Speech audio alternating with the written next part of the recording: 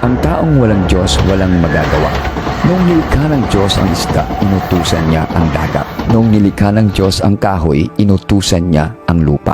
Pero nung nilikha ng Diyos ang tao, ginawa niya ito sa sarili niya. Kaya ang sabi niya, likhain natin ang tao ayon sa ating wangis. Kung ilalayo mo ang isda sa dagat, siya'y mamamatay. Kung bubunutin mo ang kahoy sa lupa, mamamatay din. Sa parehas na sitwasyon, kung ang tao wala sa Diyos, mamamatay din. Ang Diyos ay ang natural na imahe natin sa ating buhay. Ginawa niya tayo para mabuhay sa kanyang presensya. Dapat lagi tayong konektado sa kanya. Dahil kung wala siya, wala din tayo. Lagi nating pakaisipin na pag ang tubig walang isda, mananatiling tubig. Pero pag ang isda walang tubig, wala itong pakinabang. Ang lupa walang puno, mananatiling lupa. Pero pag ang puno walang lupa, wala itong magagawa.